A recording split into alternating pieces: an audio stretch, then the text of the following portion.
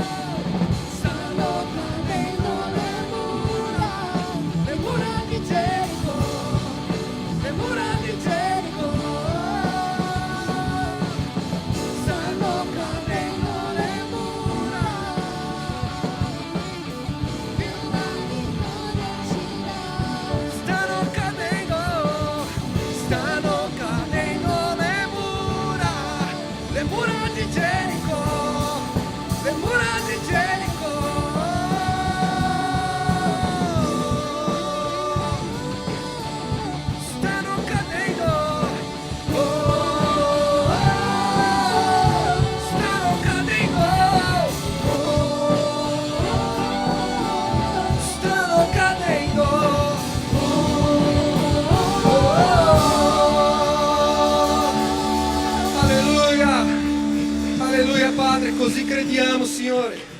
Così crediamo che le muraglie oggi cadranno per terra nel nome di Gesù.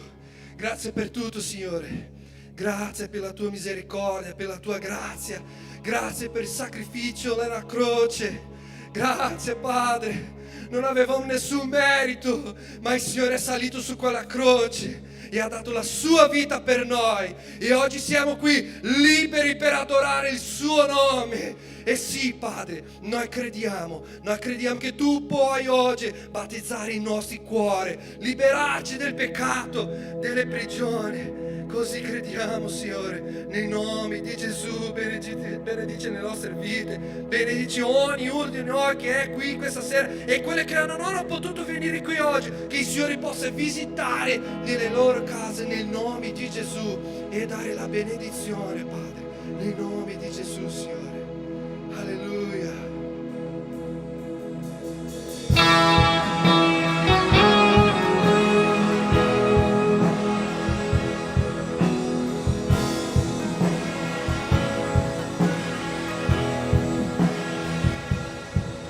Cantiamo una canzone all'agnello. Cantiamo una canzone all'agnello. Cantiamo una canzone all'agnello. Tu puoi cantare. Cantiamo. Chi è come Dio? Chi è come il Signore? Chi è come il Signore? Santo. Non c'è un altro.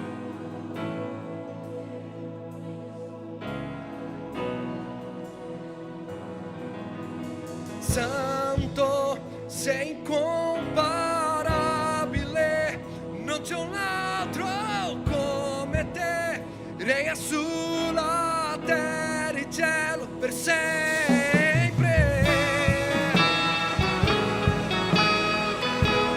Alleluia.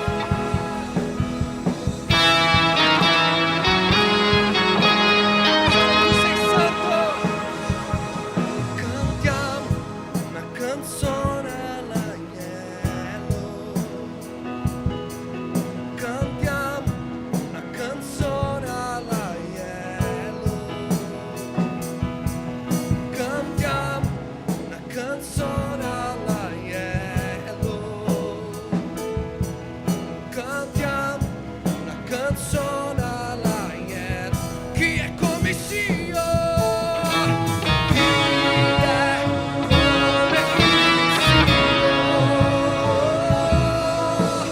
Chi è come il Signore? Santo, sei incomparabile, non c'è un altro come te, re sulla terra e cielo per sempre. Santo, sei incomparabile, non c'è un altro come te, re sulla terra e cielo per sempre. Santo, sei incomparabile, non c'è un altro come te, regna sulla terra e cielo per sempre.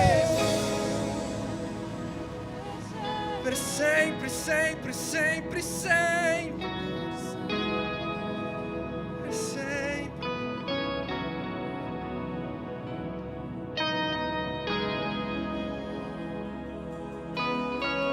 Il tuo nome è adorato per sempre.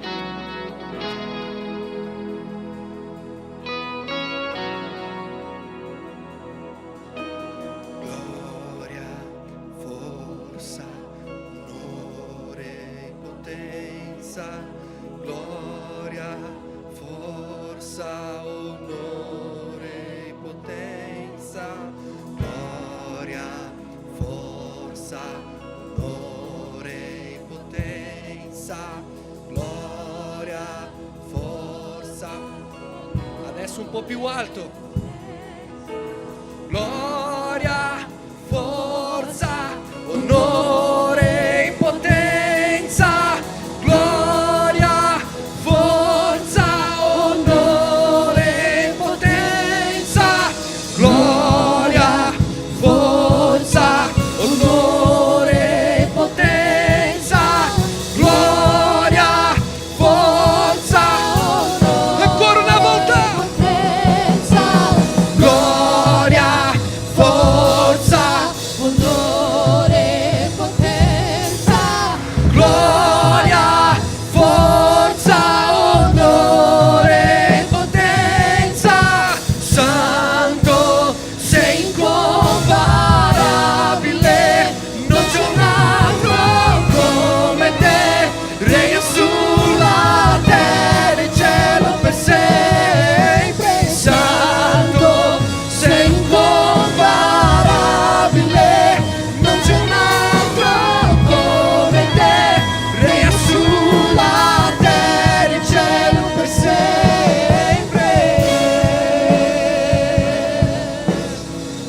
Oh, tu sei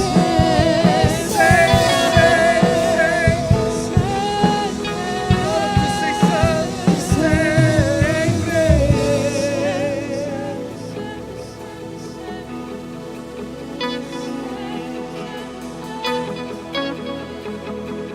Che meravigliosa grazia, che meravigliosa grazia.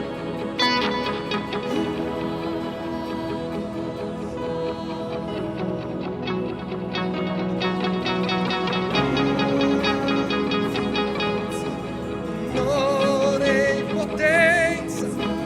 Gloria. Oh, gloria, forza, onore e potenza. Gloria, forza, onore e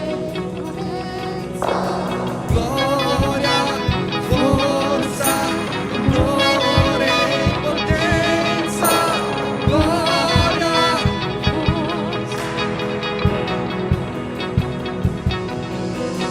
gloria, forza, onore e potenza. È per Lui.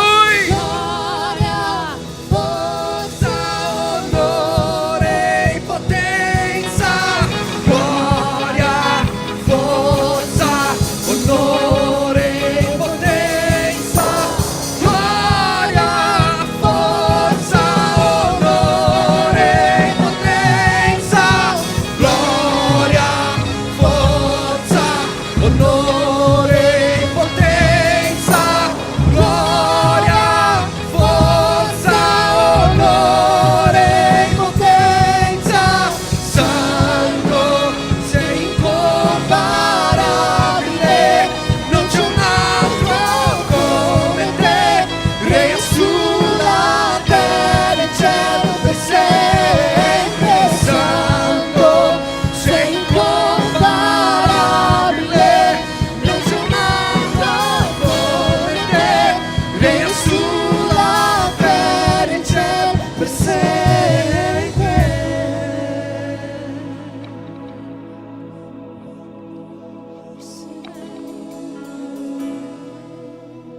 Sempre.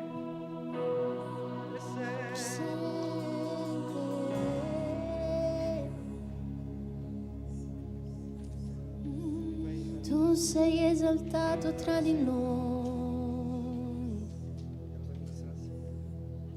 tu sei degno, Gesù. Per questo questa sera noi vogliamo dichiarare che solo tu sei degno, che solo tu hai il nome al di sopra di ogni altro nome, che tu hai tutta la potenza, tutta la gloria, tutta l'autorità qui questa sera. Noi dichiariamo: degno è il tuo nome, Gesù. Puoi dire il nome di Gesù? Degno è il tuo nome, Gesù. Gesù. Dillo con autorità: Gesù. Degno è il tuo nome. Degno è il tuo nome.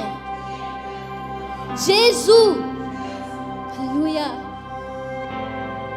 Tu sei Dio.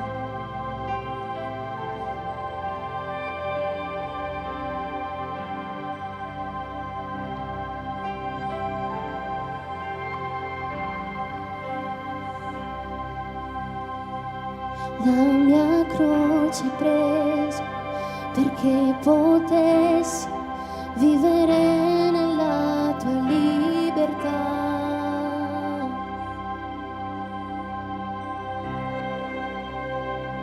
Ora appartengo a te e canterò della tua bontà. Che era la mia croce.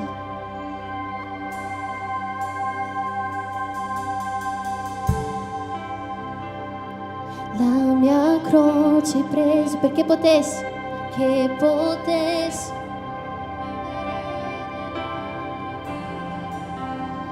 e ora noi apparteniamo a te, Gesù. E ora appartengo a te e canterò della tua bontà per sempre. Degno è il tuo nome, meriti ogni lode. Degno è il tuo nome, meriti ogni lode. Degno è il tuo nome.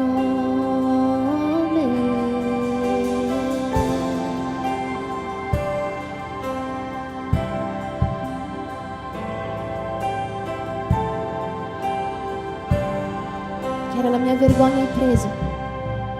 La mia vergogna hai preso, mi meraviglio nel tuo infinito amore. La tua grazia,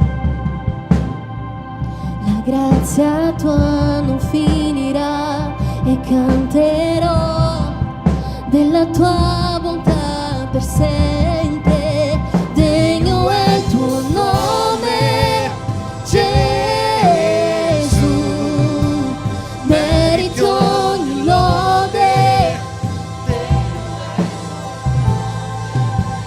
Degno è il tuo nome, Gesù, meriti ogni lode. Degno è il tuo nome, degno è il tuo nome. Dichiara,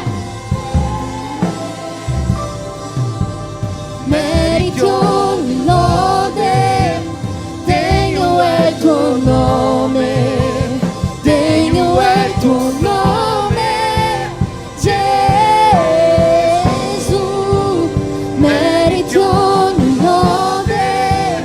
Degno è il tuo nome.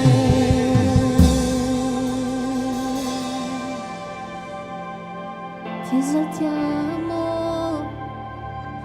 la tua gloria è qui, la tua gloria è qui su di noi. Tu sei esaltato, tu sei esaltato, la tua gloria è qui, la tua gloria è qui. Sei esaltato ora nei cieli, mentre la tua gloria è qui, solo tu. Nome sopra ogni nome, sei esaltato, mentre là solo tu, Gesù, sei degno. Sei esaltato ora nei cieli, mentre la tua gloria è qui, solo tu, Gesù, sei degno. Nome sopra ogni nome, sei esaltato ora nei cieli, mentre la tua gloria è qui, solo tu, Gesù, sei degno. Sei esaltato ora nei cieli, tu Gesù sei degno, nome sopra. Si è esaltato ora nei cieli, mentre la tua gloria è qui. Solo tu Gesù sei degno, nome sopra ogni nome.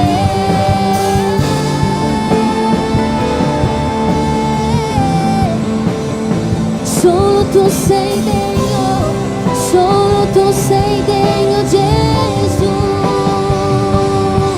Noi ti esaltiamo, ti glorifichiamo, perché solo tu, solo tu, solo tu sei degno.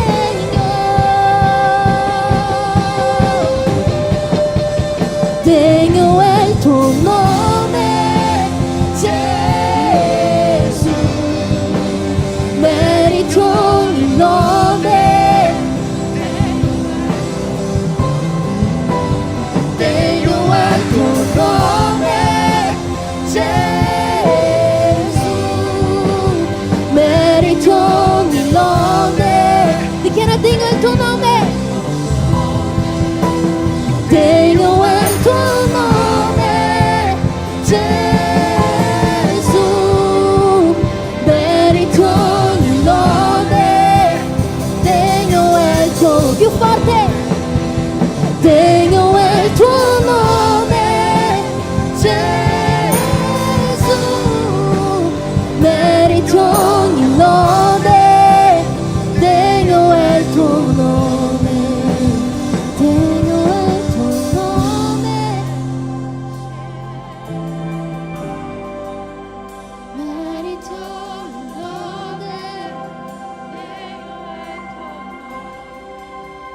degno è il tuo nome. Merito ogni lode, degno è. Noi dichiariamo, degno è il tuo nome. Ti esaltiamo, perché degno è il tuo nome, degno è il tuo nome.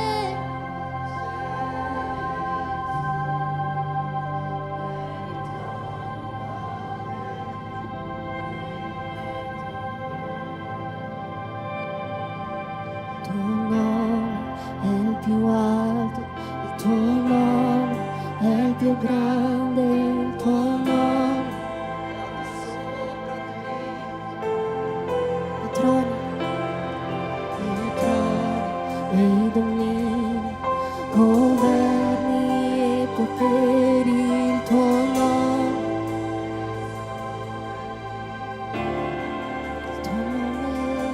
Il tuo nome è il più alto, il tuo nome è il più grande, il tuo nome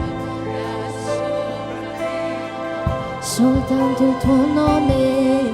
I troni e i domini, governi, il tuo nome. Oh, il tuo nome è il più alto, il tuo nome è il più grande, il tuo nome è al di sopra di tutto.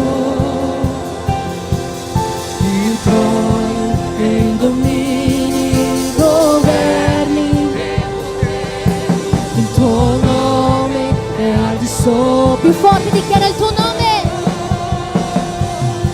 Il tuo nome è il più alto, il tuo nome è il più grande, il tuo nome è al di sopra di tutto.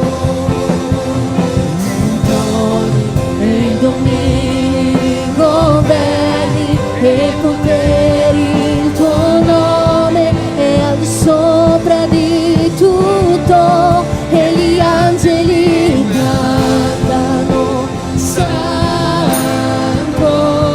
tutta la creazione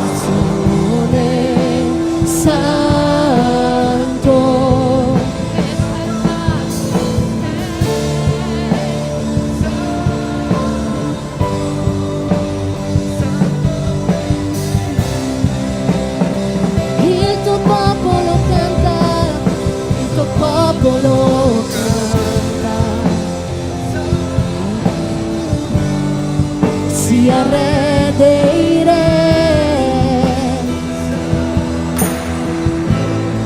tu sempre sarai santo, santo per sempre, tu sempre sarai santo,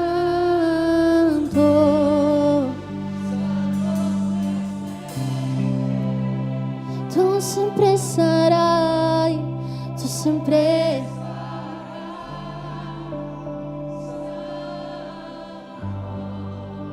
santo per sempre, tu sempre sarai, tu sempre sarai santo, santo per sempre.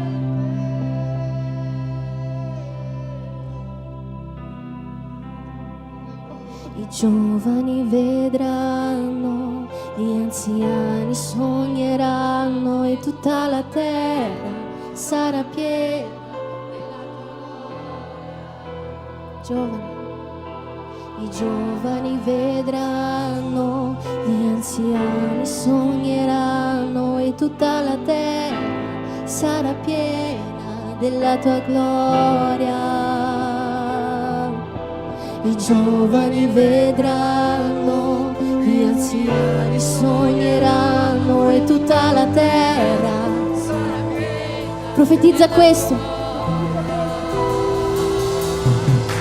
I giovani vedranno, gli anziani sogneranno e tutta la terra sarà piena della tua gloria. I giovani vedranno, gli anziani sogneranno e tutta la terra sarà piena della tua gloria. Che ogni vita si pieghi e getti le sue corone. Udite la voce che dice: egli viene, egli viene. Che ogni vita si pieghi e getti le sue corone. Udite la voce che dice: ogni vita, che ogni vita si pieghi e getti le sue corone. Udite la voce che dice: che ogni vita si pieghi e getti le sue corone. Udite la voce che dice: egli viene, egli viene. I giovani vedranno, gli anziani sogneranno e tutta la terra sarà piena della tua gloria. I giovani vedranno, gli anziani sogneranno e tutta la terra sarà piena della tua gloria.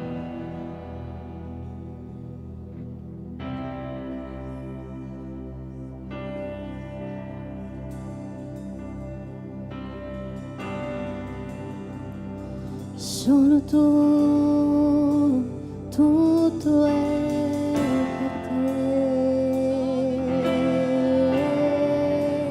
tua è la gloria,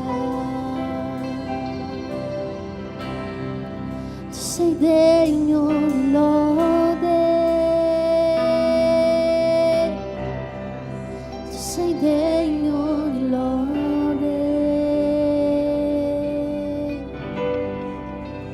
tutto è per te, tutto viene da te, tua è la gloria, tu sei degno di lode, tu sei degno di lode,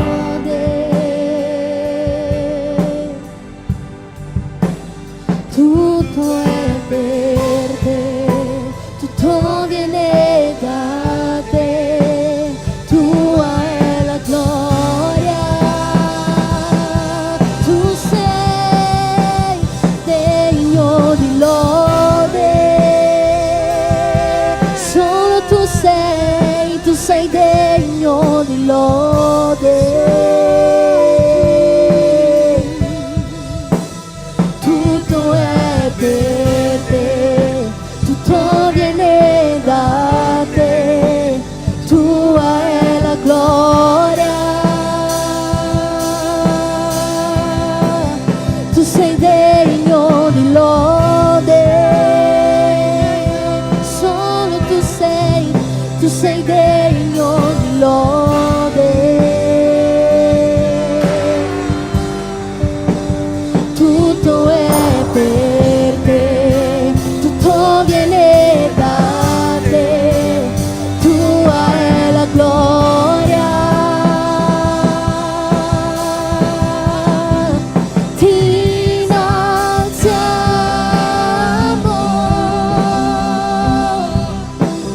ti innalziamo,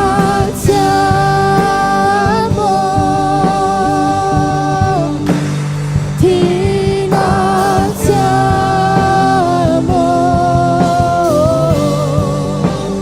oh Signore,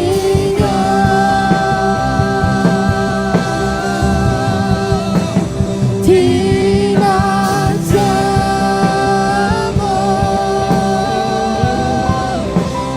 ti innalziamo,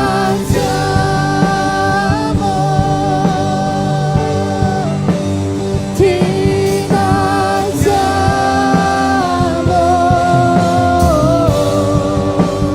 oh Signore. Dichiara ti innalziamo. Ti innalziamo,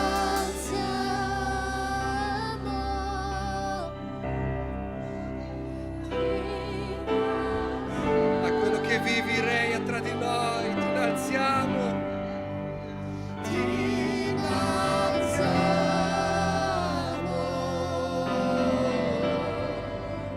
oh Signore,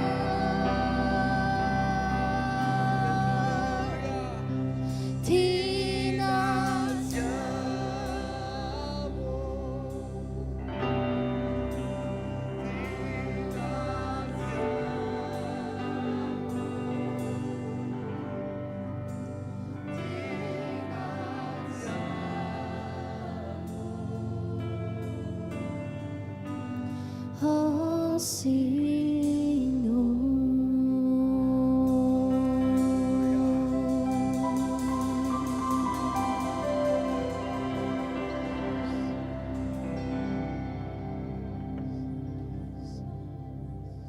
E siamo qua per innalzare il nome del Signore, innalzarlo con le nostre lodi, con cantici, con le nostre vite, e in questo momento innalzarlo attraverso il ricordo dell'ultima cena, di quel giorno in cui Gesù si è seduto a tavola con i suoi per un'ultima volta, prima di donarsi per loro e per noi. Voglio leggere con voi i versetti che Paolo ci lascia di quel giorno. Poiché ho ricevuto dal Signore quello che vi ho anche trasmesso. Le persone che servono la Santa Cena possono già venire qua, che tra poco serviremo. Prima lettera ai Corinzi, capitolo 11, dal versetto 23 in avanti.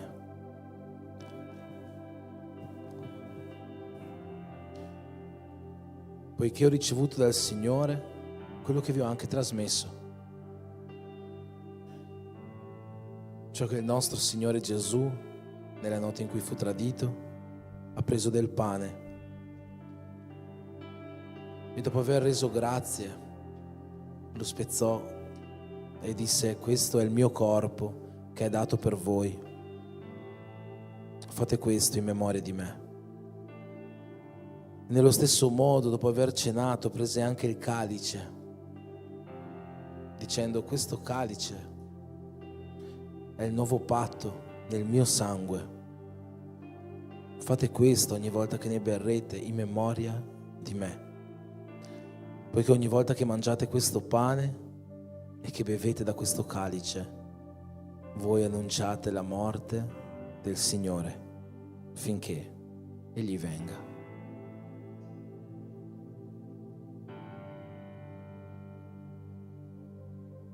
E dopo di questo Gesù è salito su quella croce per me e per te. E non ha strappato solo un pane a tavola, ma ha strappato il suo corpo su quella croce per me e per te.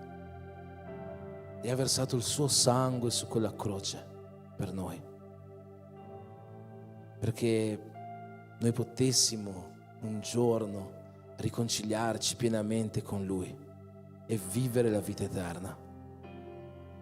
E non c'è altro motivo per cui noi oggi siamo qua. Siamo qua perché Gesù ci ha permesso di poter vivere la vita eterna e l'ha fatto quel giorno attraverso quel sacrificio. E oggi noi innalziamo il suo nome ancora una volta, ricordando quel giorno attraverso questi alimenti. E come ogni mese io anche oggi voglio invitarti, esortarti a non prendere questi come semplici alimenti o come un rito che noi abbiamo, ma che tu possa veramente in questo momento capire, discernere, intendere l'importanza che questo pane, che questo succo rappresentano. È Gesù, è Dio, è un uomo che si è dato per te, ha dato la sua vita in cambio della tua. Che tu possa prendere questa Santa Cena sapendo veramente quello che fai e innalzando il nome di colui che merita essere innalzato per ciò che ha fatto per noi. Signore Gesù, in questo momento noi prenderemo questo pane e questo succo che possono sembrare semplici alimenti, ma in cui noi questa sera intendiamo il sacrificio che tu hai fatto per noi, il posto in come ci hai tolto da quella croce e sei salito al posto nostro. E per questo, Padre, io ti chiedo che questa sera ogni persona qua presente che prenderà, che parteciperà della Santa Cena, possa avere un risveglio spirituale nel suo cuore al prendere questo pane e a bere questo succo che rappresentano il corpo e il sangue che tu hai dato al nostro posto. Nel nome di Gesù, Signore, benedici questo momento, benedici la tua Chiesa attraverso questa Santa Cena, e che possa non essere solo un memoriale, solo un rito, solo un ricordo, ma che possa essere qualcosa di più che cominci a vivere dentro di noi per mezzo di questi alimenti. Questa è la nostra preghiera, manifestati a noi attraverso la Santa Cena, nel nome di Gesù. Amen.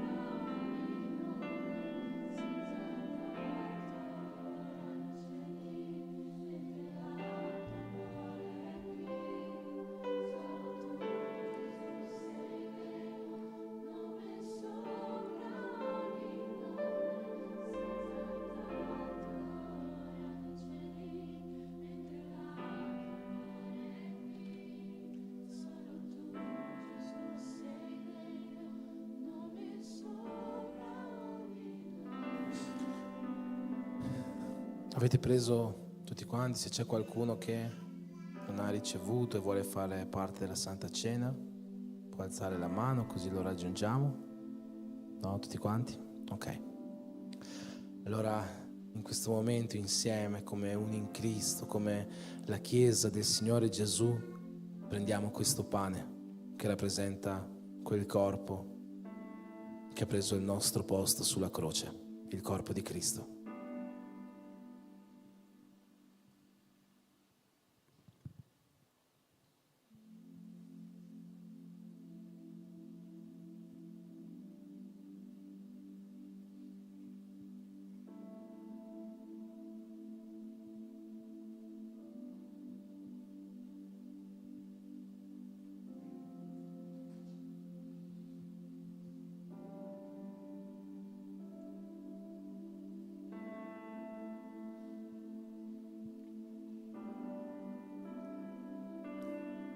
E dopo il pane tutti insieme beviamo da questo calice, il calice del nuovo patto che Gesù ha versato per noi.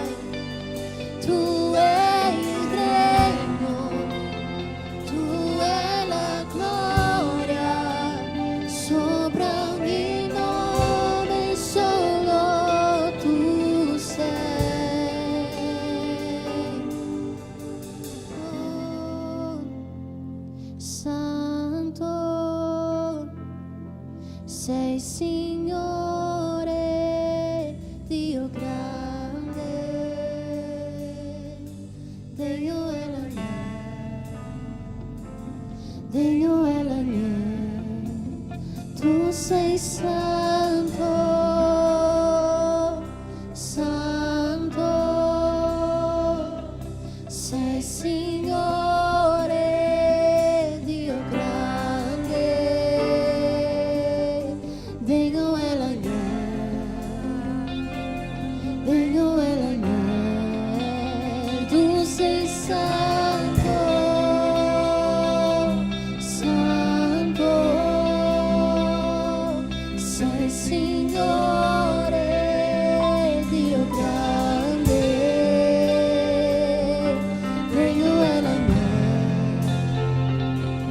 degno è l'agnello, tu sei santo,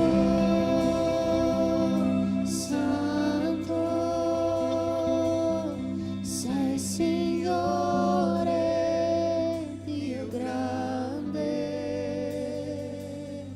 degno è l'agnello, degno è l'agnello.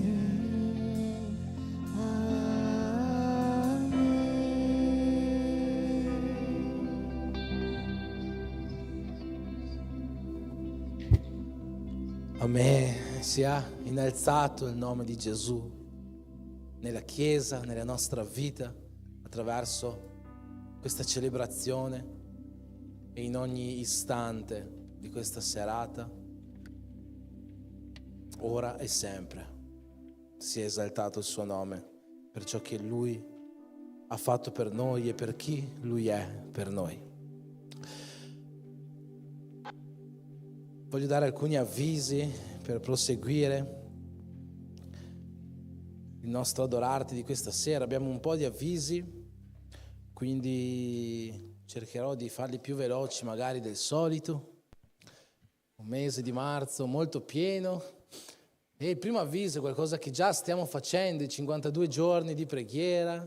Siamo in preghiera, per chi non lo sapesse, come Chiesa, tutti i giorni, su Zoom. Oggi, questa mattina è finita la prima settimana, domani inizia la seconda settimana che sarà responsabilità del nostro gruppo Be Brave, delle donne. E proprio domani, visto che le donne cominciano la preghiera, alle 4 di pomeriggio ci sarà il nostro Be Brave. Applauso. Così.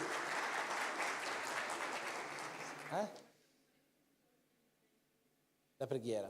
Sì, la preghiera sarà fatta proprio durante il Be Brave, il primo giorno della preghiera delle donne sarà fatto durante il Be Brave, poi passeremo le informazioni sull'orario di preghiera della settimana nei prossimi giorni. Amen. Mentre il prossimo avviso è mercoledì, culti in casa, quindi partecipate, mi raccomando, se ancora non partecipate, come sempre cercate lì in casa più vicino a voi affinché possiate raggiungerlo e partecipare. Entrate in contatto con i leader che sono qua presenti questa sera, che vi possono dare tutte le informazioni. Lì in casa sono un momento veramente meraviglioso. Chi già partecipa lì in casa? Chi già ha partecipato, sta partecipando? Alzi la mano chi ha già partecipato a qualche in casa. Molto bene, molto bene. Chi ancora non ha partecipato a ogni in casa, questa è la possibilità, mercoledì alle 8 non mancare.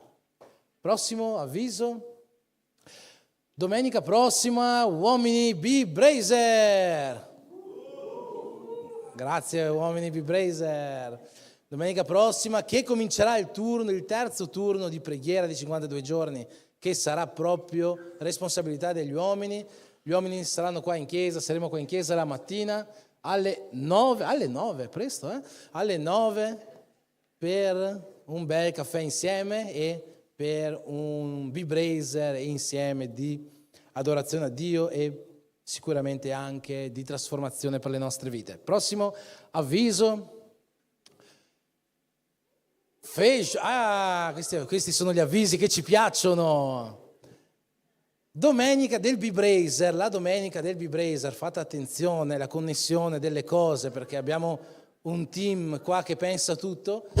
La domenica del Be Brazer, gli uomini la mattina sono qua in chiesa, ma ci sarà anche la feijoada a pranzo, quindi gli uomini potranno prendere la feijoada e portarla a casa dalle loro mogli, dai loro figli per mangiare una bella feijoada all'ora di pranzo. Tutte le informazioni sono qua, metteremo sul gruppo della Chiesa in questi giorni. Bisogna prenotare con la TAI, c'è la TAI qua da qualche parte, no, la TAI è di là oggi dai B-Kids. Non abbiamo tantissime porzioni, quindi bisogna prenotare al fly, come si dice, molto velocemente, perché se no rimarrete senza la vostra feijoada. Ci sarà anche la possibilità di mangiare qua in chiesa per chi volesse fermarsi qua a mangiare, ma è sempre una porzione da asporto, quindi volendo si può stare qua, ma è più pensata proprio per l'asporto. Ok? Prossimo avviso.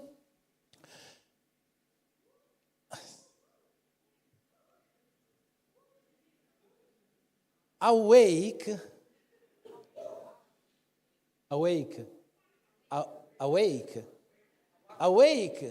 è una domanda. Awaken. Awaken. Ma non avevo letto la N. Awaken, la veglia dei giovani. Sì, sabato 21 dopo il nostro adorarti alle 11:30 di sera ci sarà una veglia qua in chiesa gestita dai giovani ma aperta a tutta la chiesa. Potete stare qua un tempo di lode, di adorazione fino alle 2, 3, 4, 5 di mattina, non so fino a che ora, non lo sa nessuno in realtà. Andiamo avanti finché il fuoco continuerà a bruciare. Sabato 21 alla notte fino a domenica mattina molto presto. Ok? Prossimo avviso, ci sono ancora avvisi? Sì, c'è un altro avviso. Voci nel silenzio è il teatro di Pasqua del nostro gruppo di teatro BMIME che stanno preparando, provando, quindi il giorno di Pasqua è domenica 5 aprile. Ma noi saremo qua in chiesa il 4 aprile perché è sabato, quindi c'è il nostro adorarti, ma sarà un adorarti speciale come siamo soliti fare ormai da qualche anno, in cui non ci sarà un culto come quello che siamo abituati a vedere, ma ci sarà un teatro e questo è il teatro, quindi non mancate, invitate persone, sarà una serata meravigliosa e come sempre noi diciamo, crediamo nelle arti, come ad esempio la danza, il teatro, come un mezzo di poter portare il Vangelo. Il teatro penso che sia un mezzo molto evangelistico di portare il Vangelo, perché si può arrivare al cuore delle persone portando la parola di Dio attraverso una recitazione, una danza, qualcosa che le persone magari hanno più piacere a vedere che una persona qua sopra che predica. Ma anche questo ha un effetto meraviglioso nella vita, nei cuori delle persone. Quindi è un'occasione per invitare amici, parenti a stare qua con noi e partecipare di questa serata. Amen? Penso che sono finiti gli avvisi. Sì, grazie mille Alex. Quindi vi chiedo di alzarvi in piedi. Prima della parola facciamo il nostro momento di decime, di offerte. Tu che hai portato la tua offerta, adesso sei benvenuto a consegnarla alla casa del Signore. Tu che sei visitante, come sempre diciamo, non preoccuparti di questo momento. C'è qualcuno oggi che è qua per la prima volta? Per la prima volta, là dietro, 2 persone per la prima volta, qualcun altro. C'è qualcuno che la settimana scorsa era qua per la prima volta e questa è la seconda volta? No? Settimana scorsa per la prima volta? Non è vero? Ah, Stefani, sì? Qualcun altro? No? Ok, va bene, vi chiedo un piacere, finché adesso le persone verranno qua davanti a portare la loro offerta, la loro decima, a voi che siete qua oggi per la prima volta o la settimana scorsa per la prima volta, vi chiedo se potete andare là dove c'è la nostra reception e lì vi faranno scannerizzare un QR code, una cosa molto facile, risponderete a alcune domande, dopo vi verrà anche consegnato un bel regalino che è l'invidia di tutti coloro che una volta, la prima volta che sono venuti in chiesa non c'era questo regalino. Oggi tutti lo vorrebbero, voi siete i fortunati che possono riceverlo, non perdete finché le persone faranno il loro momento delle offerte. Andate là dietro, qualcuno vi aiuterà col QR code e vi consegnerà un piccolo regalo. Amen? Buon, preghiamo per le offerte, per le decime. Signore Gesù, ti ringraziamo Signore per tutto quello che ci hai fatto vivere fino a questo momento e ti ringraziamo per ogni cosa della nostra vita, perché sappiamo e dichiariamo che tutto ciò che noi abbiamo e tutto ciò che noi siamo viene da te. e in questo momento vogliamo restituire a te un po' di ciò che tu hai consegnato alle nostre vite. Benedici queste decime, queste offerte, che possano essere una vera adorazione che oggi noi portiamo a te, e benedicile affinché possano essere veramente utili alla tua opera e al tuo regno. Per questo noi ti preghiamo nel nome di Gesù. Amen.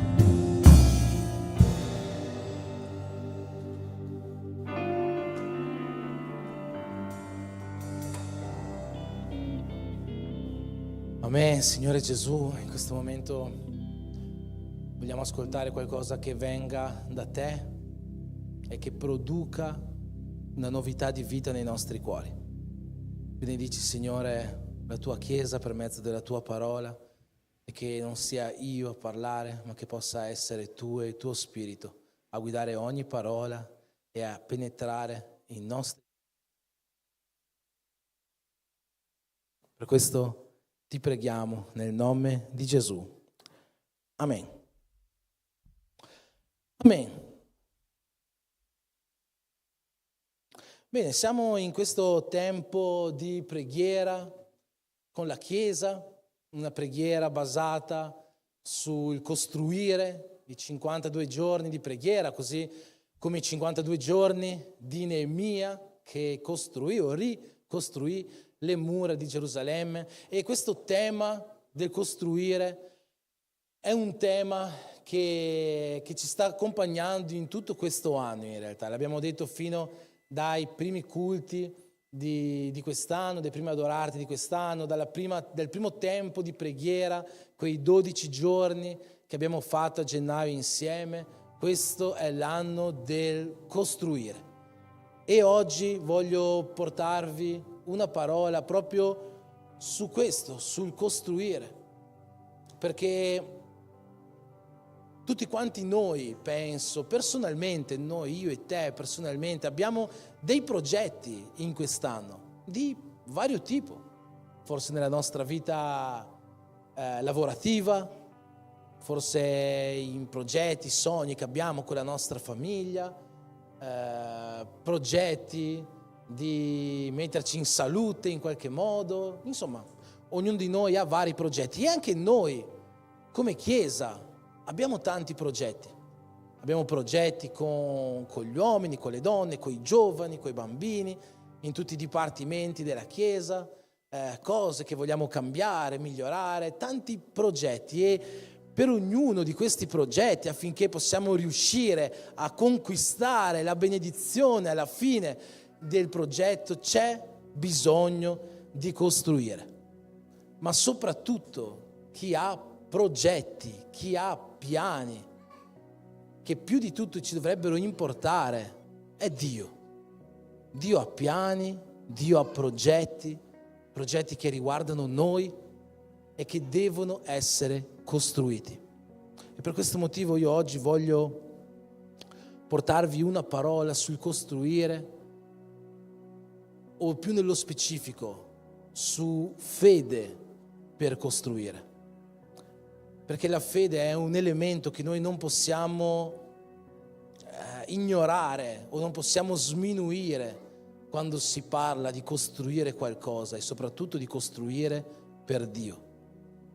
La fede è, penso che tra i temi che noi come cristiani possiamo avere a cuore, la fede è uno di quelli che dovremmo avere più a cuore di tutti, perché la fede determina quasi ogni cosa della nostra vita come cristiani. È la fede che ci può portare alla salvezza. In Efesini c'è scritto che per grazia siamo salvati per mezzo della fede. La fede determina quasi ogni cosa della nostra vita cristiana. È fondamentale che anche quando noi ci mettiamo a costruire nei nostri piani, nei nostri progetti, che siano progetti per la nostra vita personale, familiare, progetti nella nostra vita ministeriale, per la Chiesa, per il regno di Dio, è necessario che noi non sminuiamo, non negligenziamo la fede all'interno di questi progetti, la fede nel costruire. E la Bibbia ci dà esempi di molti costruttori, di molti uomini che hanno costruito qualcosa. Neemia, come abbiamo detto, è uno di questi, ma oggi voglio parlarvi di un uomo molto conosciuto, così come è molto conosciuta la sua storia, almeno parte della sua storia, e per questo vi chiedo di seguire con me nella lettera agli Ebrei, capitolo 7. No, capitolo 11, scusate, versetto 7. Ebrei 11, 7, Ebrei 11 ci parla in modo molto esplicito della fede, ci dice cos'è la fede e ci parla di eroi della fede, persone che con la loro fede hanno fatto la storia dell'umanità. E al versetto 7 ci parla di uno di loro che è Noè. E dice così: per fede Noè, divinamente avvertito di cose che non si vedevano ancora, con pio timore, con santo timore, con santo rispetto, con obbedienza, preparò un'arca per la salvezza della sua famiglia. Con la sua fede condannò il mondo e fu fatto erede della giustizia che si ha per mezzo della fede. Fino a qua. come ho detto, tutti quanti noi conosciamo almeno in parte la storia di Noè.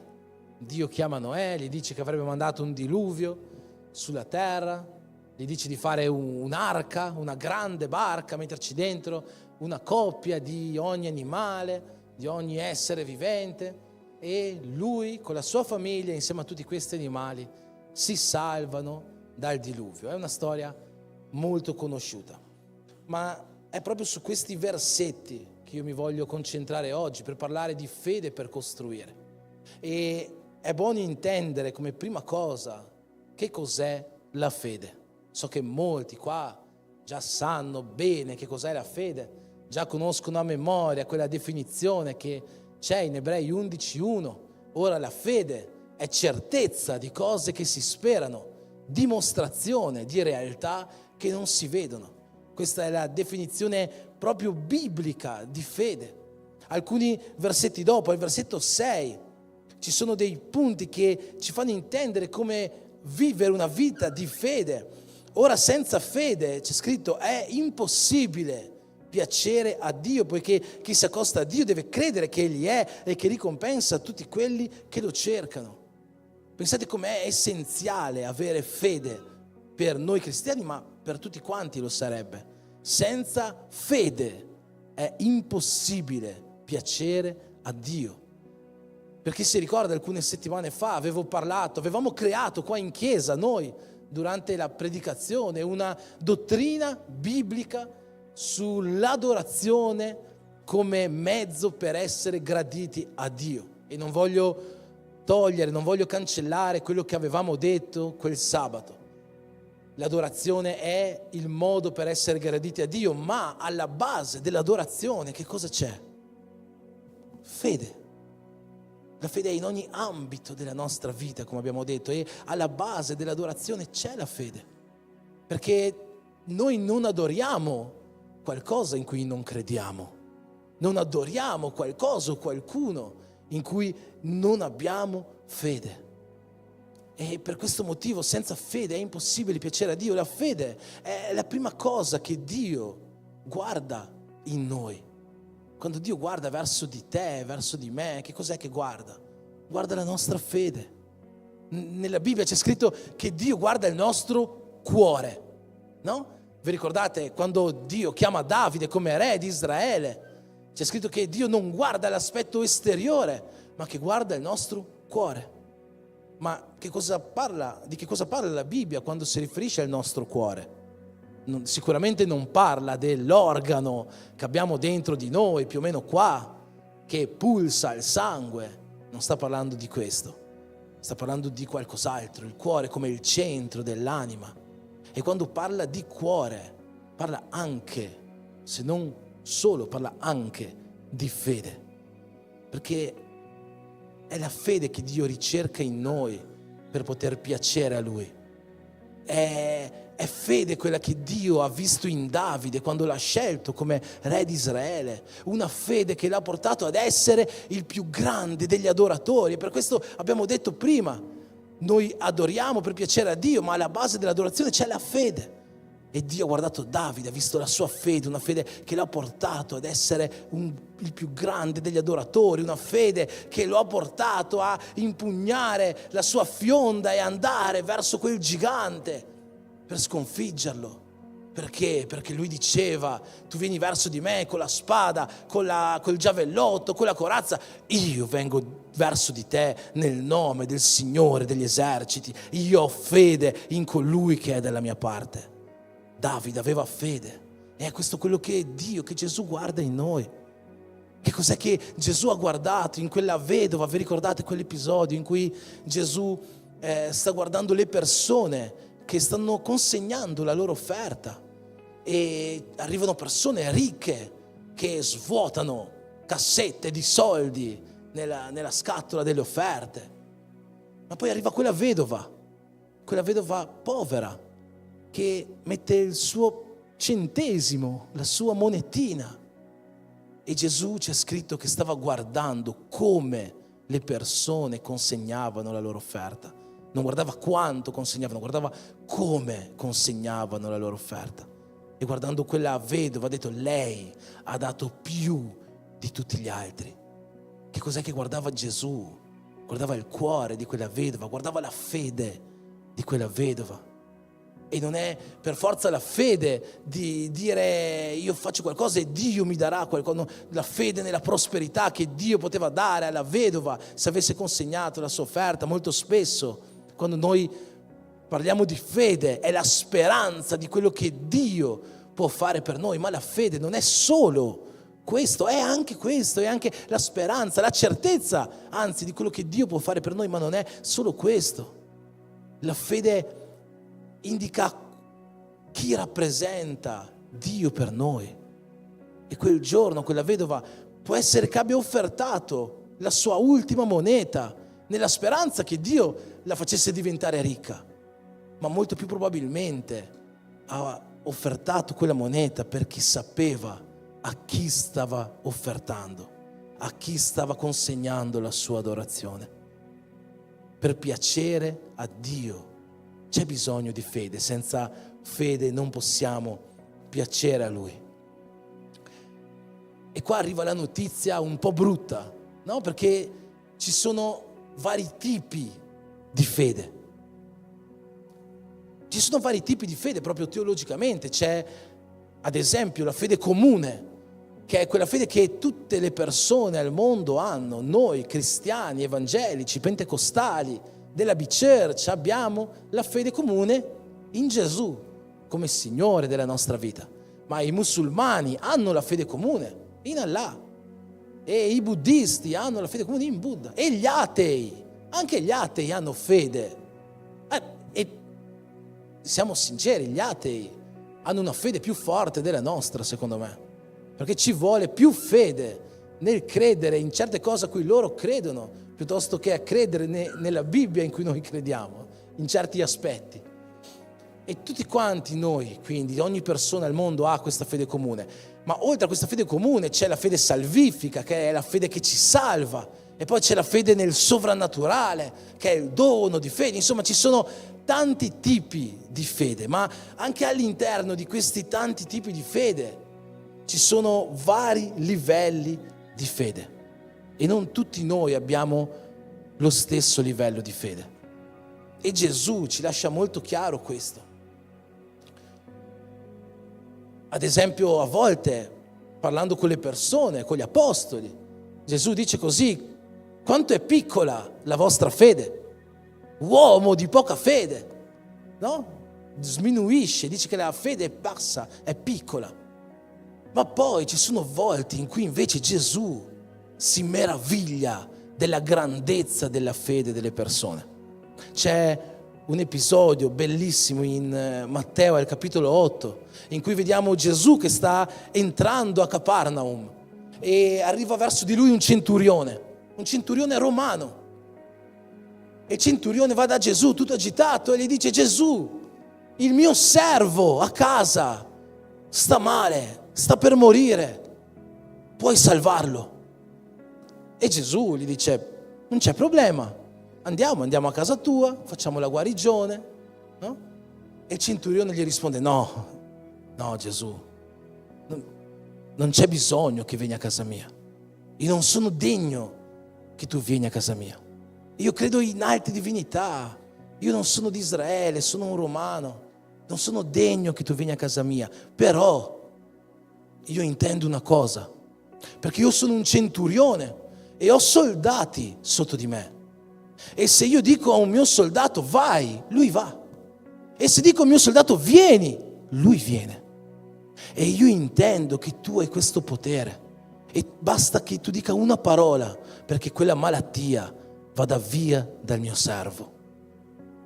E in quel momento è bellissimo, al versetto 10 c'è scritto che Gesù si meravigliò della fede di quel centurione.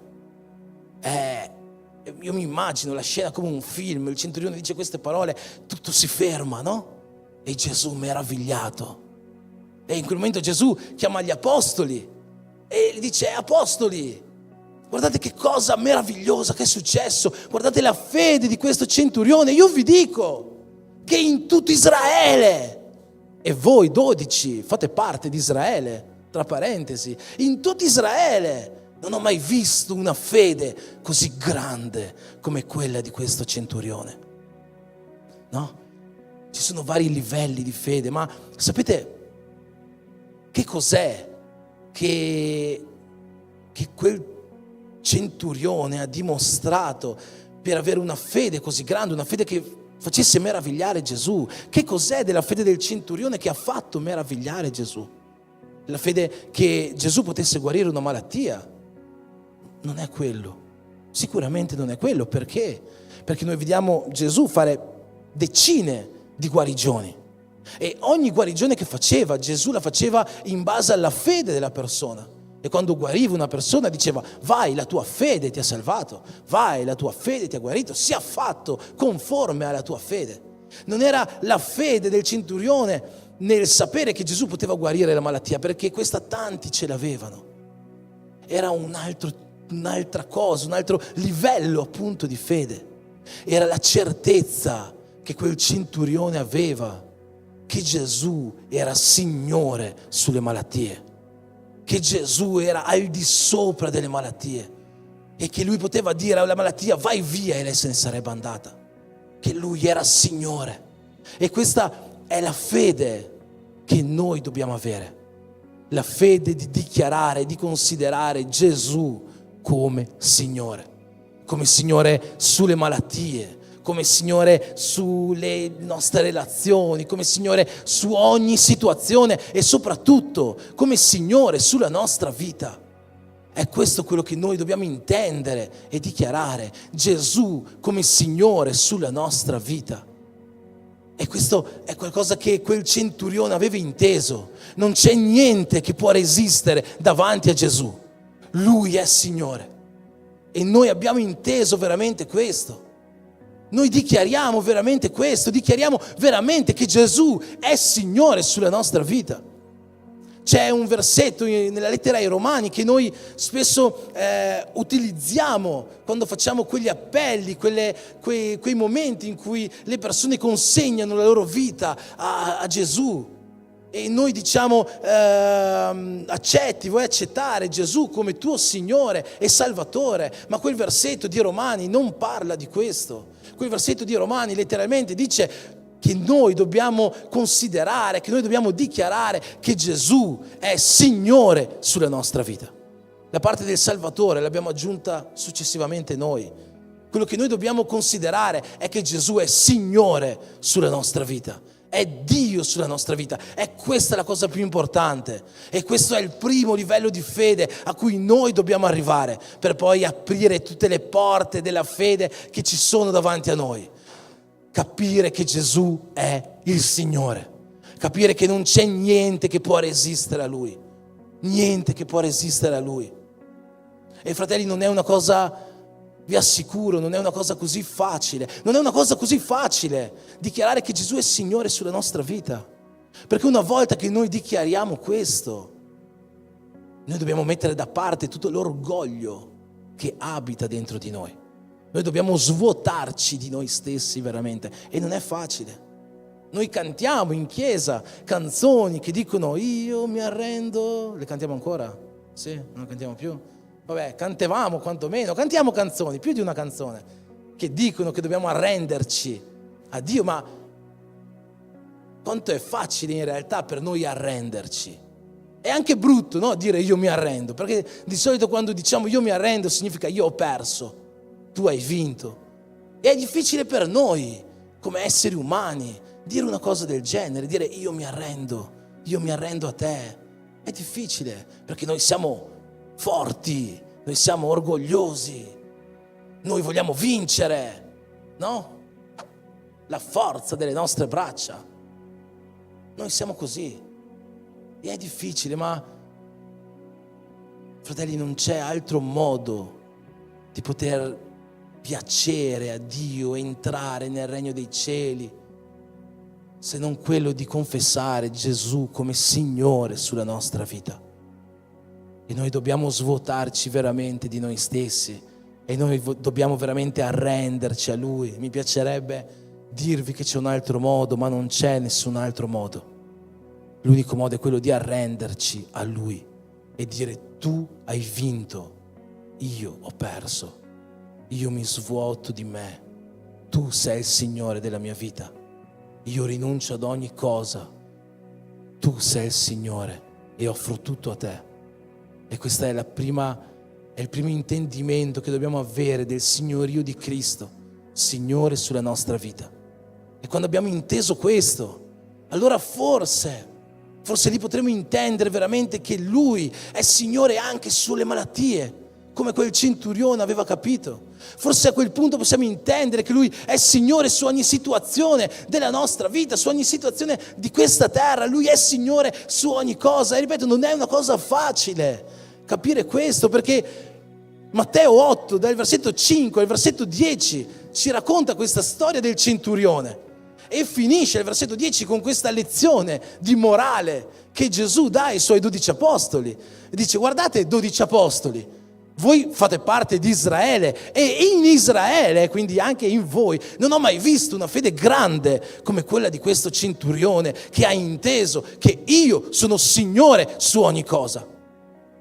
13 versetti dopo, nel racconto di Matteo, quindi non è stato un anno dopo, non è stato 2 anni dopo, è stato 13 versetti dopo, pochissimo tempo dopo, avviene un episodio in cui gli apostoli ci fanno dire: ma Gesù, chi ti sei scelto, ci verrebbe da dire, per seguirti?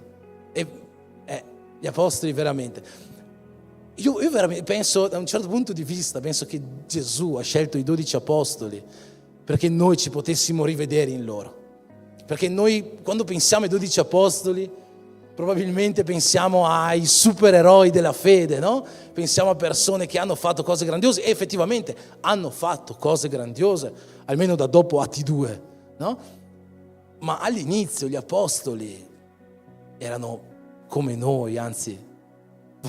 probabilmente qua in mezzo a noi c'è qualcuno che era meglio di quei 12 che Gesù si è scelto, no? Loro è anche l'apostolo Paolo.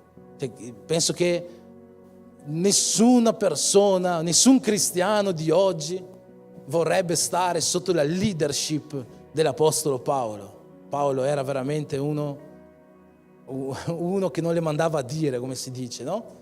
Se vuoi stare sotto la leadership dell'apostolo Paolo, devi essere uno molto forte, molto radicato, perché Paolo non era uno che usava mezzi termini. Quando ha preso Marco, quello che andava in viaggio con lui, in missione con lui, un giorno ha detto: Marco, tu mi stai rallentando, non ce la faccio più, vai via, non voglio più vederti, io vado avanti da solo. Questo era il carattere dell'apostolo Paolo, no?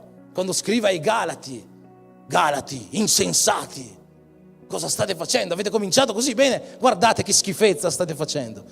Paolo era così, il carattere di Paolo. Probabilmente oggi nessuno vorrebbe stare sotto la sua leadership. E gli apostoli veramente erano tutti così.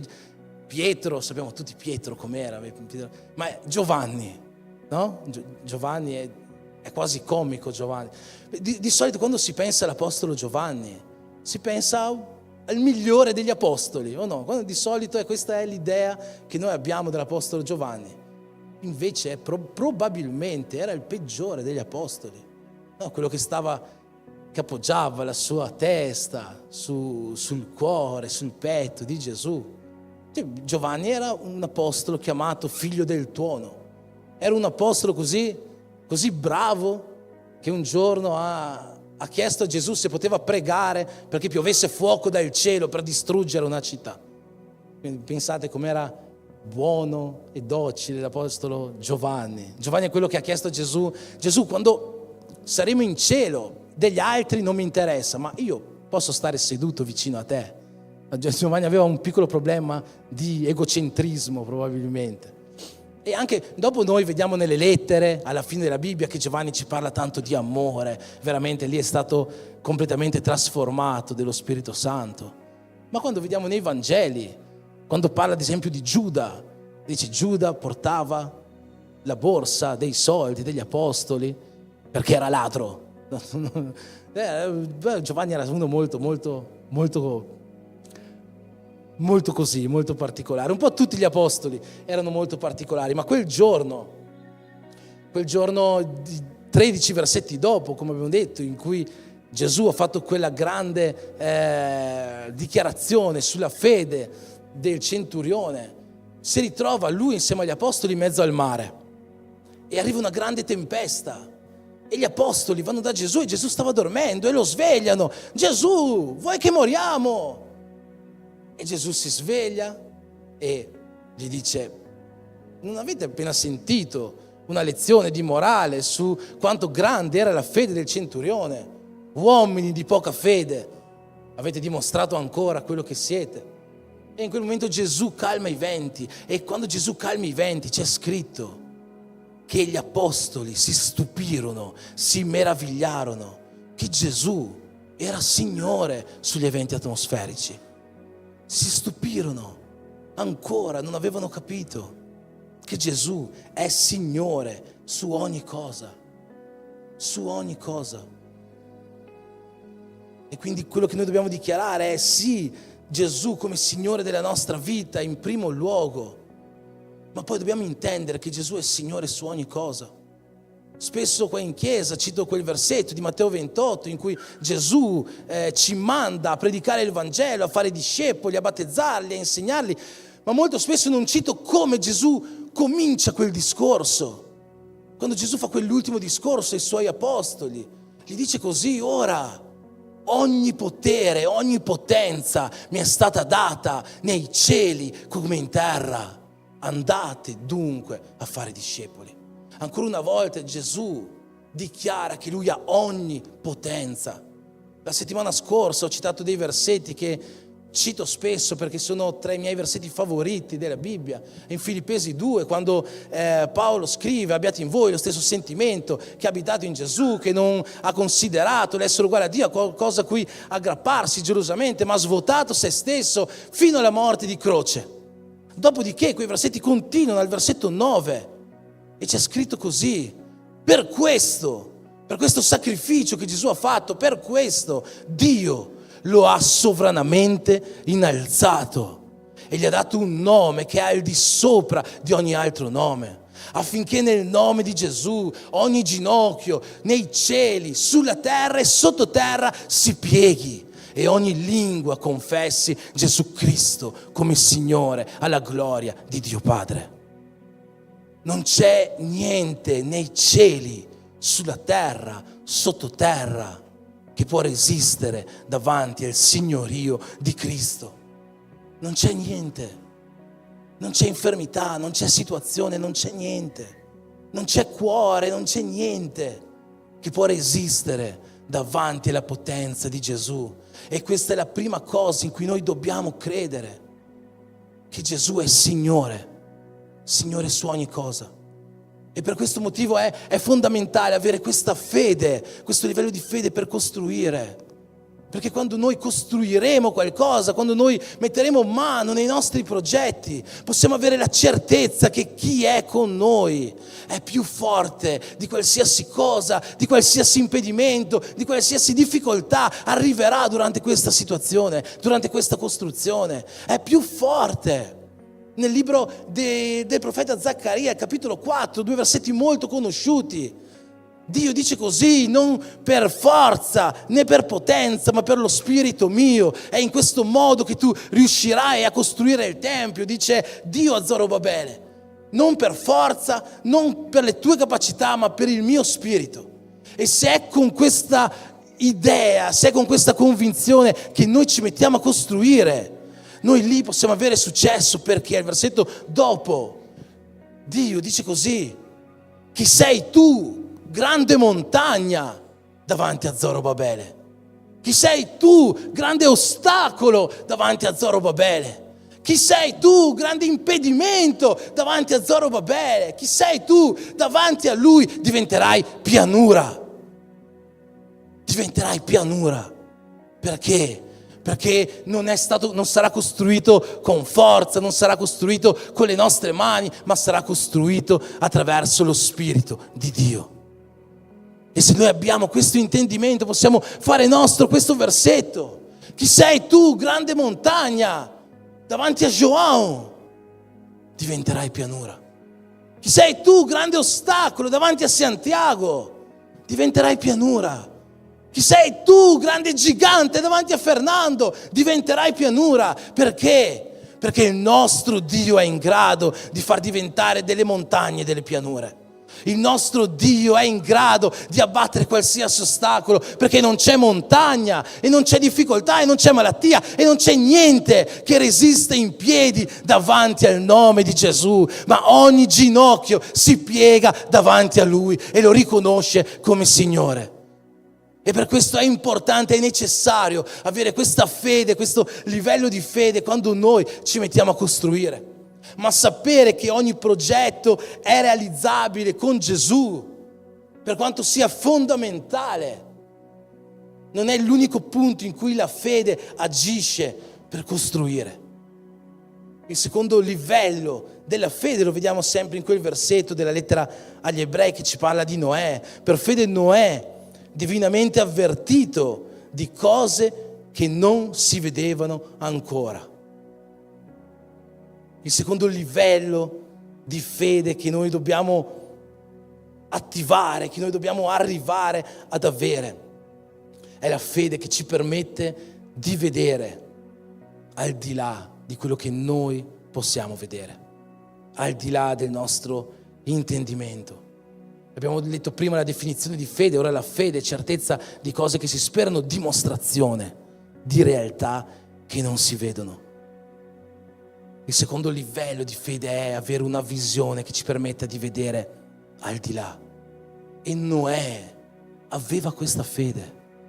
E io mi immagino, quando Dio ha chiamato Noè, gli ha detto: Noè, farò venire un diluvio, una grande pioggia sulla terra. Tutti moriranno, ma tu prepara una barca per salvarti. E Noè, per la fede di questa dichiarazione, ha cominciato a costruire questa barca. E mi immagino, arrivano le persone, passano vicino a Noè e guardano Noè costruire questa barca enorme. E le persone cominciano a pensare: ma Noè, sei pazzo? Noè, cosa stai facendo? Noè, sto costruendo una barca. Una barca? Perché una barca? Perché Dio mi ha detto che manderà una pioggia sulla terra. Le persone, sapete cosa gli avranno risposto? Sicuramente: una pioggia. Cos'è la pioggia? Fino al diluvio non aveva mai piovuto sulla terra. Nessuno conosceva la pioggia, nessuno sapeva cos'era. E Noè stava preparando una barca per salvarsi dalla pioggia. E le persone dicevano: ma cosa stai dicendo? Una pioggia? Non esiste questa cosa, acqua che viene giù dal cielo. Non esiste, non si è mai visto una cosa del genere. Ma Noè aveva una fede che gli permetteva di vedere al di là di quello che aveva già visto, al di là di quello che aveva già sentito, al di là di quello che lui poteva comprendere umanamente.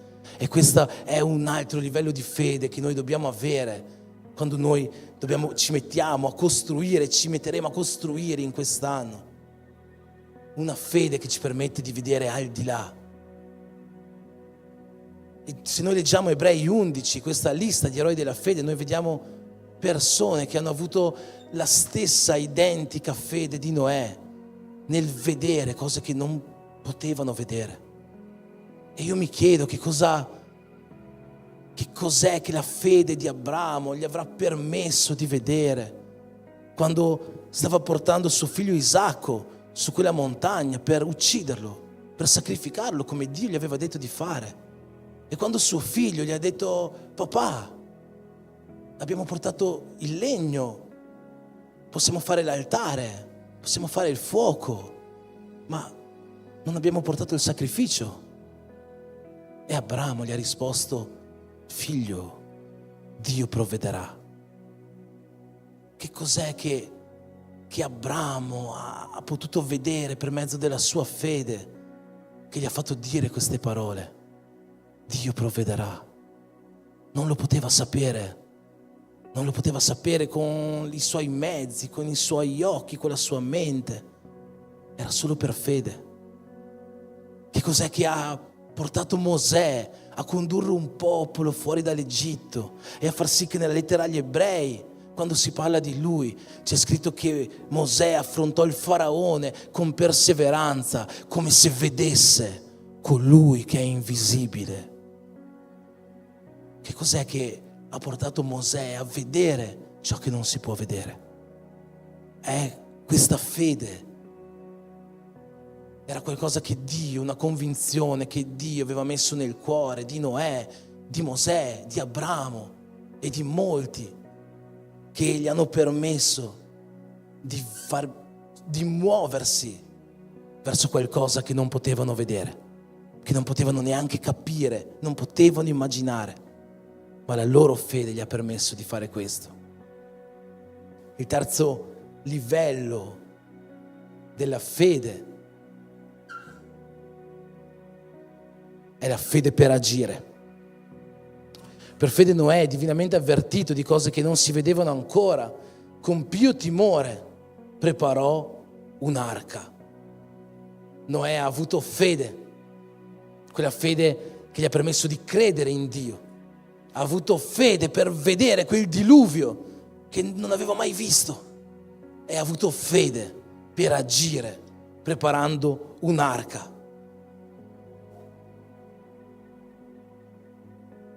E noi, fratelli, la nostra fede che cosa ci permette di fare? Ci permette di credere che Gesù è Signore sopra ogni cosa. Ci permette veramente di credere in questo. Ci permette di vedere al di là di quello che noi conosciamo, al di là di quelle che sono le nostre reali prospettive, le nostre reali capacità, le nostre reali potenzialità, vedere al di là, e ci permette di agire per fare questo. C'è una testimonianza che per me è meravigliosa. Come ho detto la settimana scorsa, a fine marzo sarà qua con noi il pastore Paolo. È una testimonianza che lui spesso racconta, ha già raccontato qua in passato, magari la racconterà di nuovo. L'anno scorso io e l'Andrea siamo andati nella sua chiesa. Il pastore Paolo è un nostro amico, il mio mentore, è un pastore meraviglioso che abita in Svizzera, e oggi lui ha un ministero per aiutare pastori, per aiutare chiese, ma lui è stato pastore di una chiesa, ha fondato una chiesa in Svizzera, una chiesa che oggi è una chiesa di migliaia di persone. Ma è interessante come è cominciata la sua storia in quella chiesa. Lui faceva parte di una chiesa in Svizzera, il suo pastore un giorno lo chiama e gli dice: Paolo, vai e apri una chiesa solo per sudamericani, una chiesa per brasiliani, colombiani, peruviani, per latini. E il pastore Paolo è andato a vedere un luogo che voleva affittare come per la sua chiesa, e questo luogo era un piano intero di un centro commerciale. Pensate, un piano dell'Adigeo, veramente migliaia di metri quadrati, un posto gigantesco. Ma lui non aveva una chiesa. Il suo pastore gli ha detto: vai e fonda una chiesa, comincia una chiesa per i sudamericani. Ma lui non aveva una chiesa, non aveva persone, non era, sì, forse 2, 3 famiglie, ma non aveva una chiesa. E che cos'è che è andato a vedere? È andato a vedere una saletta, è andato a vedere un garage? No, è andato a vedere un centro commerciale, un piano intero di un centro commerciale. E quando è andato a vederlo gli è piaciuto e ha preso in affitto questo piano del centro commerciale, un posto enorme. Siamo andati lì l'anno scorso e veramente siamo rimasti, c'è un campo da calcio dentro la chiesa, indoor, è enorme, bellissimo. Però lui non aveva una chiesa.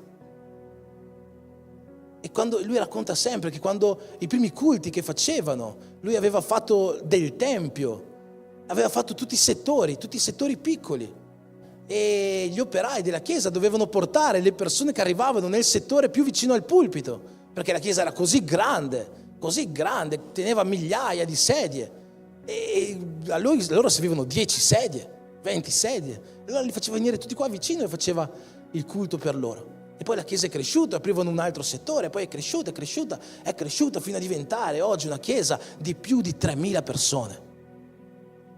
E tutto questo è partito da questo uomo che ha avuto fede nel credere in un Dio che poteva fare miracoli, fede nel vedere qualcosa che era invisibile, che lui non poteva vedere, non poteva pensare, non poteva immaginare che un giorno quella chiesa non ci sarebbe stata in un unico culto, ma avrebbero dovuto fare 3-4 culti. E fede di agire per andare a prendere quel posto, quel piano di quel centro commerciale. Sapete, la fede che ha avuto Noè, per terminare, perché siamo già avanti con l'orario, è una fede che c'è scritto sempre in questo versetto, Ebrei 11,7. Per fede Noè, divinamente avvertito di cose che non si vedevano ancora, con più timore preparò un'arca per la salvezza della sua famiglia e con la sua fede condannò il mondo.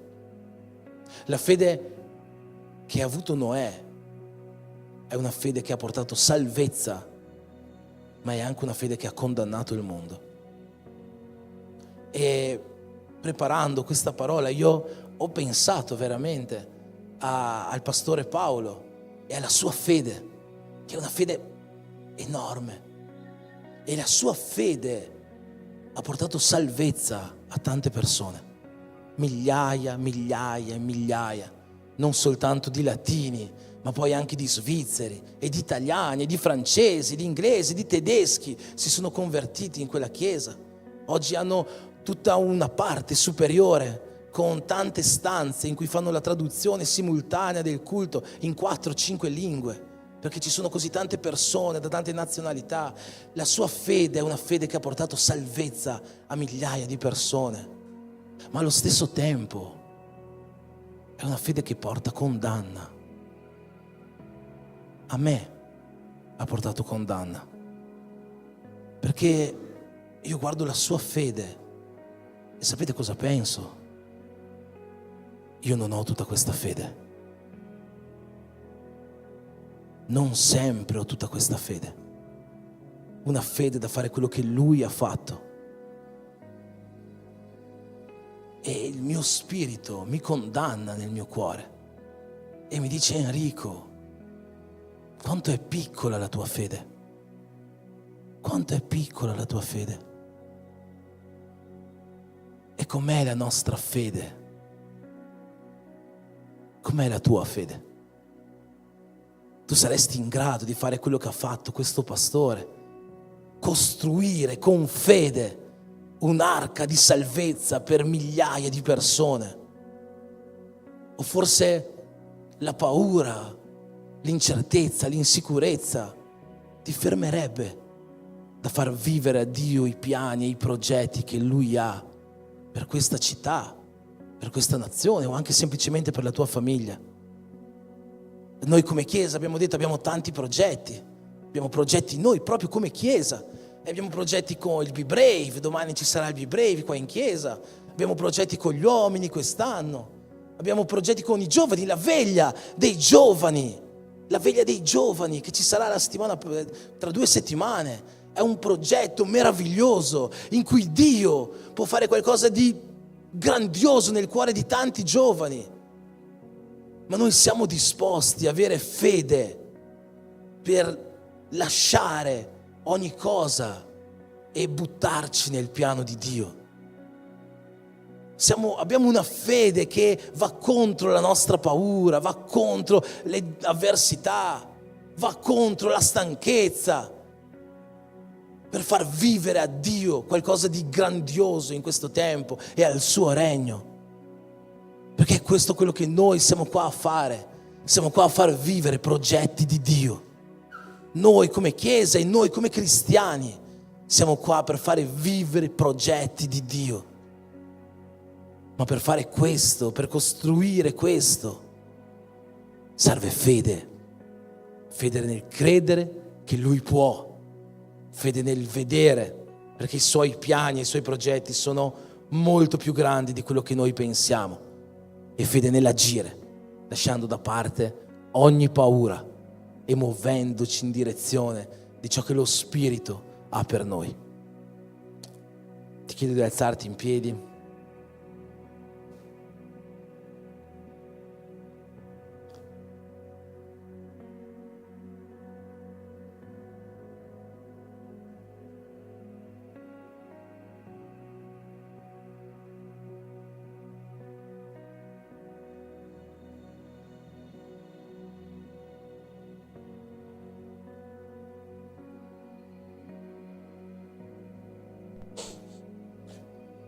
La fede di Gesù, o quantomeno la storia di Gesù e come ci ha dimostrato, la sua fede non è diversa. Gesù ha avuto fede nell'onnipotenza di Dio e che potesse risuscitarlo dai morti. Gesù ha visto il piano, il progetto di Dio, facendo la sua volontà anche quando era contro la volontà di Gesù. E Gesù ha agito attraverso la sua fede, salendo su quella croce per noi. E ciò che ha costruito oggi è diventato un'arca di salvezza per il suo popolo. Quella croce su cui è salito è diventata l'arca per la salvezza dell'umanità. Ma com'è la nostra fede? Hai una fede grande? Hai una fede piccola? Hai una fede che non riesce ad agire? Che non riesce a vedere? Che non riesce a credere nell'onnipotenza di Dio? Che non riesce neanche a dichiararlo come Signore della sua vita? Com'è la tua fede? Una cosa che voglio dirti è che Dio non ha paura che noi siamo vuoti di fede. Dio agisce nel vuoto. In principio la terra era una massa informe e vuota, e questo non era assenza di Dio, perché il suo spirito era lì. E quindi se oggi tu ti senti di avere poca fede per credere in Dio come tuo Signore, poca fede per credere nella sua onnipotenza, poca fede nel vedere, poca fede nell'agire, non preoccuparti. Il luogo di vuoto è il luogo che Dio preferisce per lavorare. Quello che devi fare soltanto è lasciare il tuo cuore aperto a quello che Dio può fare, alla fede che Dio può creare dentro di te. Perché Dio ha da fare cose più grandi di quelle che noi immaginiamo, e ha da farle prima nella nostra vita e poi per mezzo della nostra vita ha da creare, da costruire arche di salvezza per la nostra generazione. Amen. Signore Gesù, ti ringraziamo, Signore, di questa serata, di questo tempo, Padre, insieme a te, alla presenza del tuo Spirito e sotto la tua parola, sotto la guida, Signore, della tua parola. Ti chiediamo, Signore, che tu possa indirizzare i nostri cuori per farci vivere, Signore, qualcosa di nuovo attraverso di te, nuovi livelli di fede, una nuova fede rinnovata che possa credere pienamente in te e considerarti come Signore della nostra vita, arrendendoci, svuotandoci di ogni orgoglio, svuotandoci di ogni egoismo, di ogni egocentrismo, dichiarando che noi abbiamo perso e che tu hai vinto nei nostri cuori. Una fede che ci permette di credere che tu sei Signore sopra ogni cosa, sopra ogni malattia, sopra ogni infermità, sopra ogni situazione della nostra vita. Una fede che ci permetta di vedere montagne abbattute, perché tu sei con noi e il tuo Spirito combatte per noi. Ti chiedo, Signore, ti chiediamo, Signore, che tu possa far rivivere in noi una fede che ci permetta di vedere dove noi non possiamo vedere, al di là di quello che noi possiamo immaginare, al di là di quello che noi possiamo pensare, al di là di quelle che sono le nostre aspettative. Una fede che ci sorprenda, Signore, con quello che Tu hai da fare davanti a noi. E una fede che ci permetta di agire secondo la Tua volontà, agire per costruire archi di salvezza per questo tempo e archi di condanna, in cui il Tuo Spirito possa toccare il cuore di molte persone e che possa penetrarlo come la Tua spada, affinché le persone possano ravvedersi e andare a Te con tutto il cuore per avere una fede così veramente rinnovata. Questa è la nostra preghiera questa sera, nel nome di Gesù. Amen.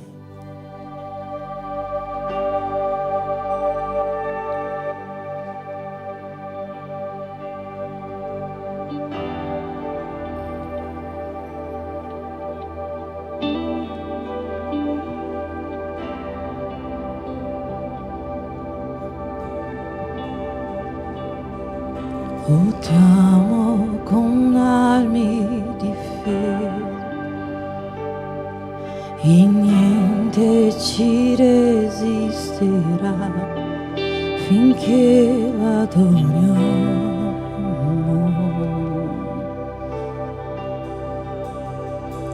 E tutte le difficoltà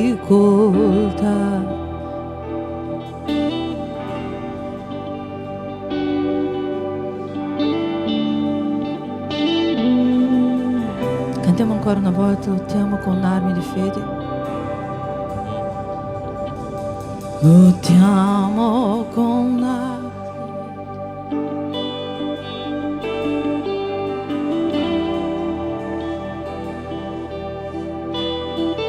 finché l'adoriamo.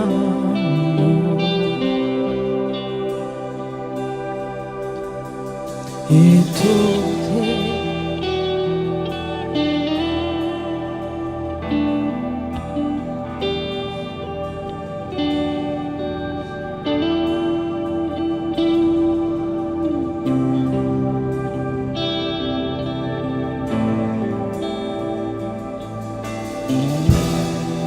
vittorioso è nella tempesta, se suo nome è infallibile, i regni cambiano, ma Dio non cambia mai, suo nome è immutabile.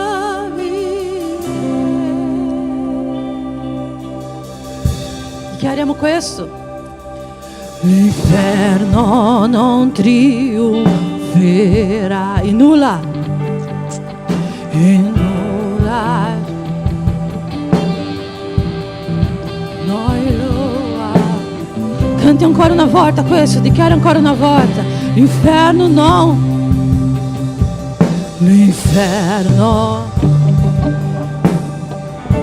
è nulla.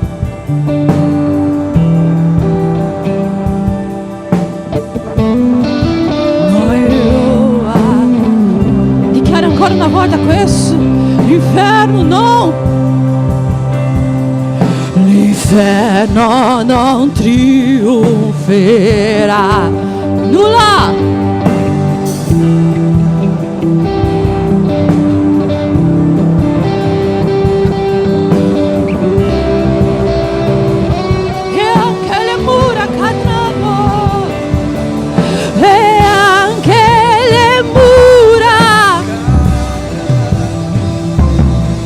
Le catene si spesseranno finché lo adoriamo.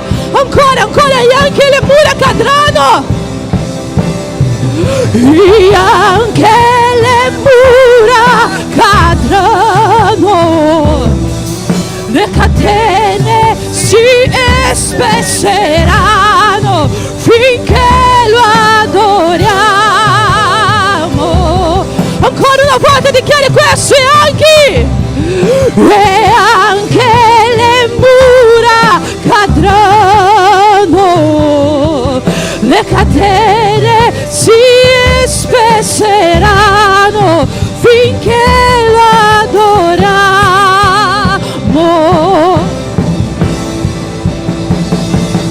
Perché vittorioso è nella tempesta, sì. Suo nome infallibile, i re cambiano, ma Dio non cambia mai.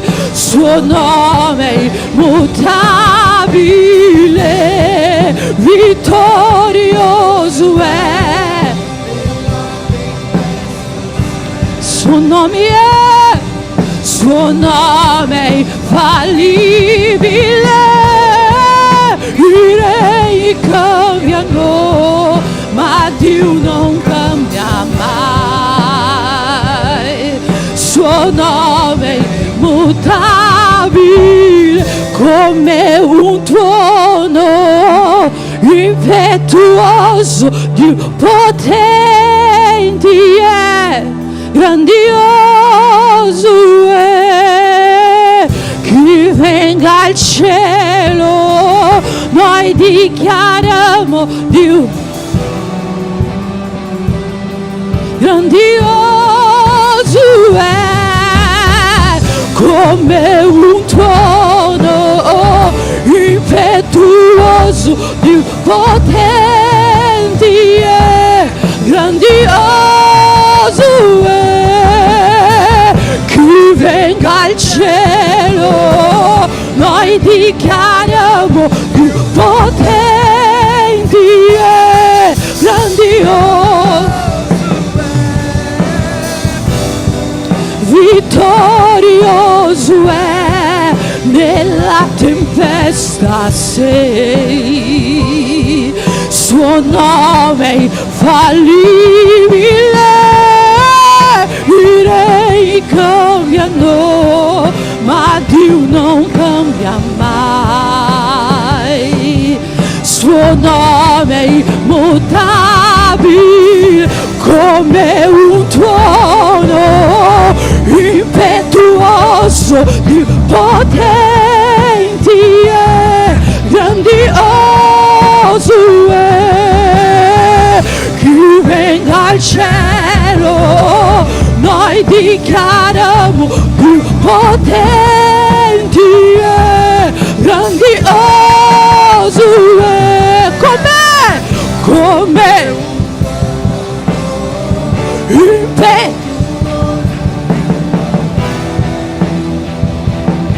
grandioso è. Chi venga al cielo, noi, Dio, ancora dichiari questo, come un tono, come un tuono, impetuoso, grandioso è. Chi venga al cielo, noi,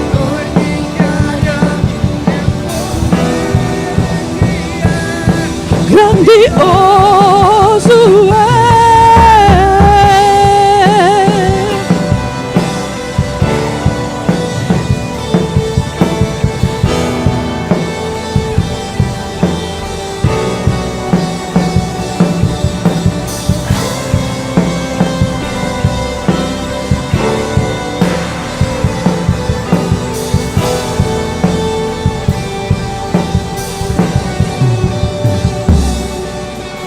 Nossa geração tem lenha pra queimar e pode incendiar e vem nos batizar. A nossa geração tem lenha pra queimar e pode incendiar e vem. A nossa geração tem lenha pra queimar e pode incendiar. Vem! A A nossa geração tem lenha pra queimar e pode incendiar e vem nos batizar. La Chiesa dichiara a nossa. Pode e pode. Vai. A nossa geração. Pode ir! Vai! A nossa geração tem lenha pra queimar e pode incendiar e vem nos batizar. A nossa geração tem lenha pra queimar, pode incendiar e vem. A nossa geração tem lenha pra queimar, pode incendiar e vem nos batizar. Aleluia.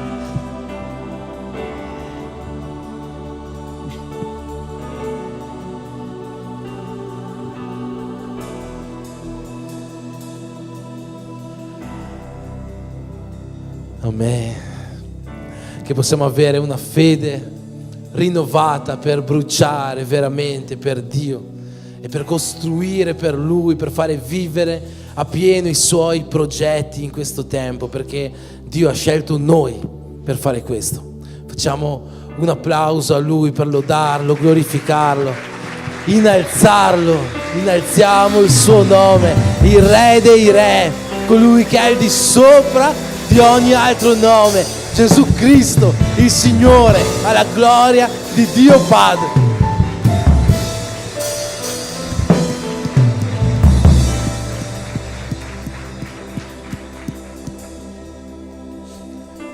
Amen. Possiamo accendere le luci, dobbiamo terminare perché siamo già quasi in orario di veglia. E dobbiamo festeggiare i compleanni di questa settimana, qualcuno che ha compiuto gli anni. Isadora ha compiuto gli anni oggi, sta compiendo gli anni oggi.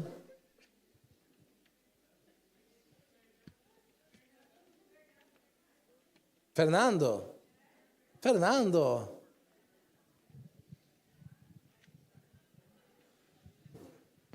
Nonna di Pietra.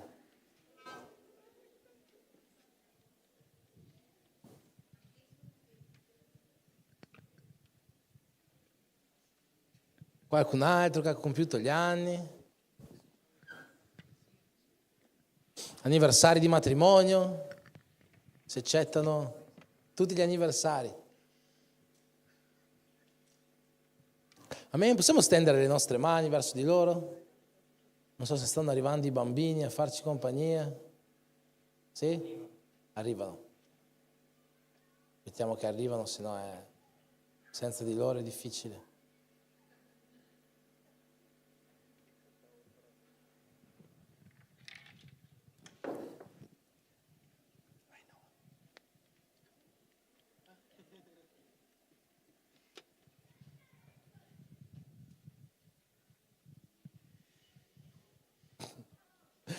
Amen. Intanto preghiamo per loro, i bambini vengono per i tanti auguri soprattutto. Signore Gesù, benedici Signore la vita di questi Tuoi figli, queste Tue figlie che sono qua oggi perché Tu gli hai concesso un altro anno di vita e quello che Ti chiediamo è che possa essere un anno pieno della Tua gioia, pieno della salute che viene da Te, pieno della Tua pace, pieno del Tuo amore, pieno soprattutto della Tua presenza. Per questo noi Ti preghiamo, Signore, nel nome di Gesù. Amen.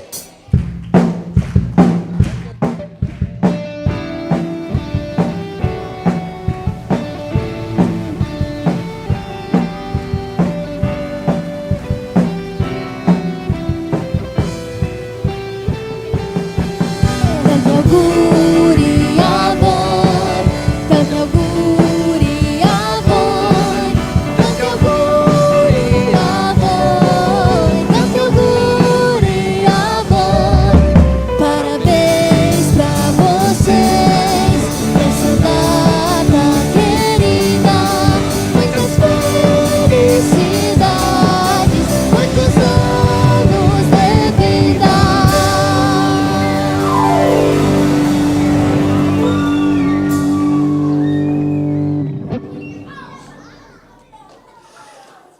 questa stessa benedizione possa essere su tutti quanti noi in questa settimana, chiedendo a Dio la sua pace, chiedendo a Dio la sua misericordia, chiedendo a Dio la sua grazia sulle nostre vite, chiedendo a Dio il suo amore, chiedendo a Dio che la comunione del suo Spirito possa essere con tutta la sua Chiesa. E in quanti siamo? Noi siamo uno!